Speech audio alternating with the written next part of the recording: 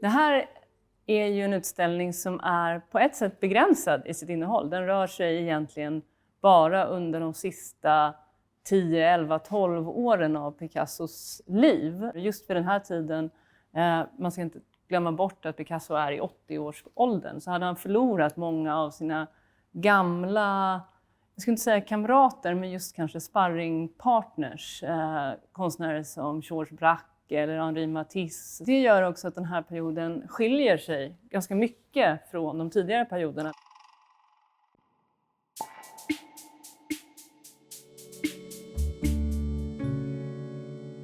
I samband med att han gifte sig med Jacqueline Roch så flyttar han 1961 bort från Cannes, där han bodde tidigare, till ett mer avlägset hus där han också kunde bygga ut sina ateljéer.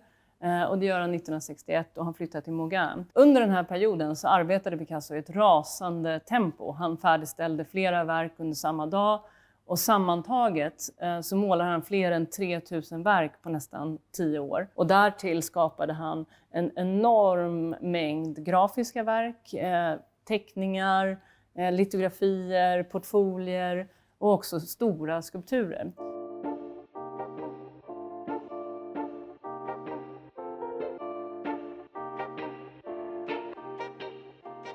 Ett verk som skiljer sig lite i vår Picasso-samling här på museet är den stora monumentala skulpturgruppen som står placerad i Moderna museets trädgård, Frukost i det gröna. Och vi kommer också möta i utställningen de närmast maniska omarbetningarna som Picasso gjorde utifrån vad som från början var Edouard Manets målning Frukost i det gröna.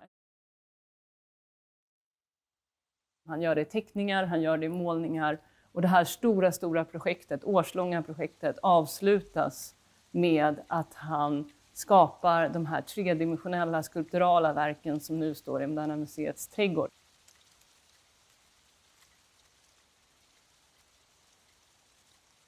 Vid den här tiden där utställningen tar sitt avstamp så är vi inne i ett 60-tal som är väldigt turbulent. Inte minst i Frankrike där vi har maj 68-revolten som Picasso följer på tv varje kväll när han sätter sig ner. Vi har en konstscen som har rört sig ifrån popkonsten redan och in i en slags minimalist, och vi får inte prata om postminimalistisk värld. Det vill säga Picasso, när han insisterar på att hålla fast i figurationen, är ur led med sin samtid i någon mening. Picasso själv pratade om hur han ville att det här skulle vara en påtagligt kroppslig upplevelse. Han är väldigt noga med en slags direkthet i måleriet och direkthet i förhållande till vad vi möter. Allting pendlar hela tiden mellan det måleriska och gesterna och att gå tillbaka och se ett motiv. Jag skulle nästan vilja säga att motivet just i den sena Picasso är sekundärt till måleriet självt.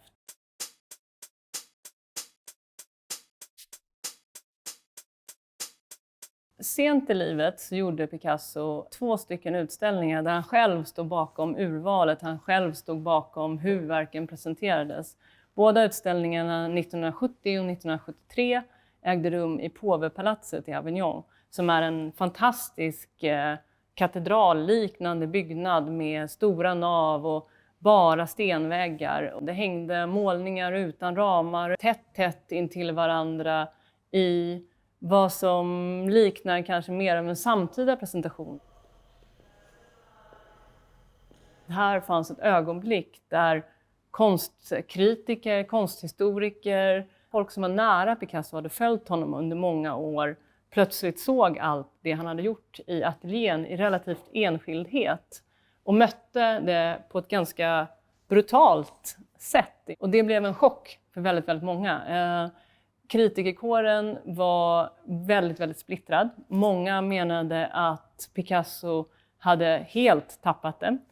Man pratade om att han var nonchalant, att det var osammanhängande, att det inte längre fanns en linje i hans konstnärskap.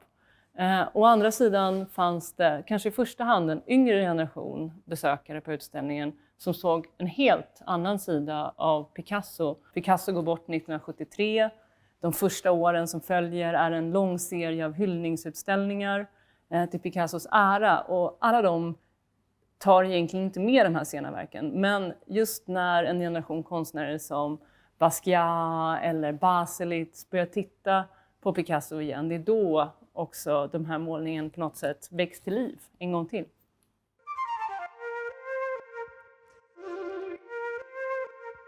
Jag tror att den inneboende lusten och energin som finns i de här målningarna är det som är starkast för mig. Den typen av fantasi, den typen av självklarhet som Picasso har när han målar är någonting som för mig är väldigt befriande.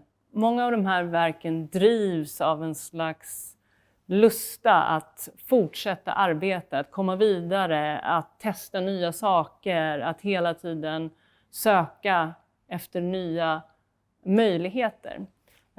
Det är någonting i det här med att vara så sent i livet och samtidigt hela tiden söka sig framåt. Det som kanske intresserar mig mest är att se hur han lyckades egentligen hitta de här nya vägarna trots att han står ganska sent i livet.